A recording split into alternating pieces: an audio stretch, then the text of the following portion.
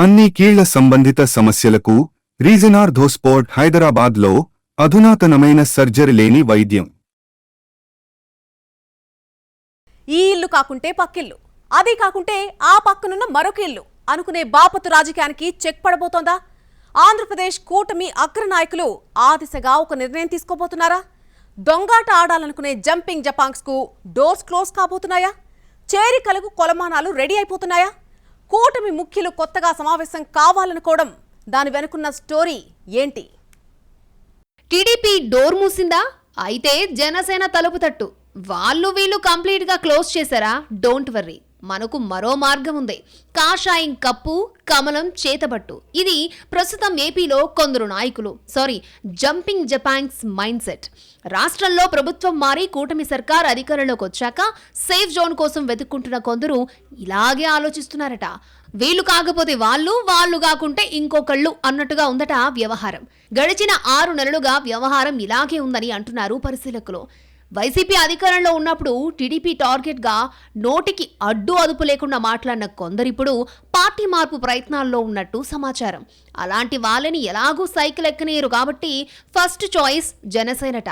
జనసేన కూడా వద్దంటే బీజేపీ వైపు చూస్తున్నారట. ఇలా కూటమిలో ఒకరు కాదంటే మరొకరిని ప్రసన్నం చేసుకుంటూ అధికారం ఉన్న వైపు చేరుతున్న గోడదూకుడు బ్యాచ్ అందరికీ తలనొప్పిగా మారుతోంది అన్న అభిప్రాయం బలపడుతోందట. అలాంటి వాళ్లకు మిత్రపక్షాలు డోర్లు తెరవడంపై టీడీపీలో తీవ్ర అసంతృప్తి ఉన్నట్టు చెప్పుకుంటున్నారు. ఇది ఇలాగే కొనసాగితే అన్ని వైపులా అసంతృప్తులు, అపోహులు పెరిగిపోయి కూటమికి బీటలు వారే ప్రమాదం పొంచి ఉందన్న సంకేతాలతో అధినాయకత్వాలన్నీ అలర్ట్ అయినట్టు తెలుస్తోంది. అందులో భాగంగానే త్వరలోనే 3 పార్టీల ముఖ్యులు సమావేశమై చర్చించాలి అనుకుంటున్నట్టు తెలిసిందే. తమ పార్టీలోకి ఎవరు చేరుతున్నారు, ఎందుకు చేరుతున్నారు, ఇలాంటి అంశాలను చర్చించడంతో పాటు కొన్ని కొలమానాలను కూడా పెట్టుకోవాలి అనుకుంటున్నట్టు సమాచారం. మాజీ మంత్రి బాలినేని శ్రీనివాసరెడ్డి వైసీపీలో ఉన్నప్పుడు టీడీపీని తీవ్రంగా విమర్శించారు. ఒక దశలో ఒంగోలు టీడీపీ నేతల్ని తీవ్రంగా వేధించారన్న ఆరోపణలు సైతం ఉన్నాయి. కట్ చేస్తే ఆయన జనసేనలో చేరిపోయారు. అయినా సరే ఇప్పటికీ ఒంగోలు టీడీపీ నేతలు బాలినేని ఎడముఖం పెడముఖంగానే ఉంటున్నట్టు సమాచారం. ఇక మరో మాజీ వైసీపీ లీడర్ సామినేని ఉదయభాను కూడా జనసేనలో చేరారు. ఇక మొన్నటికి మొన్న మంగళగిరిలో వైసీపీ నియోజకవర్గ నాయకులు జనసేనలో చేరడంతో అసలు వివాదం ముదిరింది. కొందరు మంగళగిరి టీడీపీ నాయకులు మంత్రి లోకేష్ ని కలిసి దీనిపై చర్చించారట. ఇలా ఒకచోటు కాదు, చాలా నియోజకవర్గాల్లో నాడు తమను తీవ్ర స్థాయిలో విమర్శించి నోటికొచ్చినట్టు అడ్డదిడ్డంగా మాట్లాడిన వాళ్ళు జనసేన బీజేపీలో చేరడంపై తెలుగుదేశం నాయకులు గుర్రుగా ఉన్నట్టు చెప్పుకుంటున్నారు. రాజకీయాలన్నాక చేరికలు సహజమైన, తాము బలోపేతం కావడానికి సత్తా ఉన్న నాయకుల్ని చేర్చుకోవడం అన్ని పార్టీలకు కామన్ అయినా కూటమి ధర్మం ప్రకారం ఎవరికీ ఇబ్బంది లేకుండా ఎలా వ్యవహరించాలో 3 పార్టీల పెద్దలు మాట్లాడుకునే అవకాశం ఉందని అంటున్నారు. మొన్నటికి మొన్న విశాఖ డైరీ చైర్మన్ అడారి ఆనంద్ బీజేపీలో చేరిపోయారు. ఆయన చేరికపై స్పీకర్ అయ్యన్న పాత్రుడు బహిరంగంగానే అసంతృప్తి వ్యక్తం చేశారు.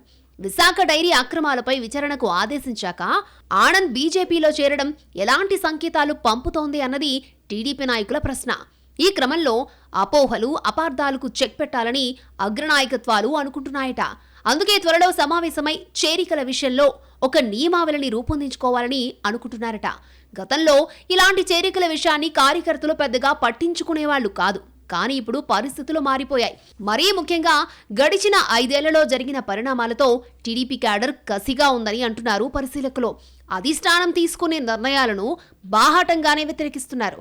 వివిధ సందర్భాల్లో ఓపెన్ అయిపోతున్నారు. ఇలాంటి వాతావరణంలో వాళ్ళొక మాట, వీళ్ళొక మాట అని పరిస్థితి చెయ్యి దాటకముందే మ్యాటర్ని సెటిల్ చేయాలని 3 పార్టీల పెద్దలు అనుకుంటున్నట్టు తెలిసిందే. అందుకోసమే త్వరలో అంతా సమావేశం అవబోతున్నారట.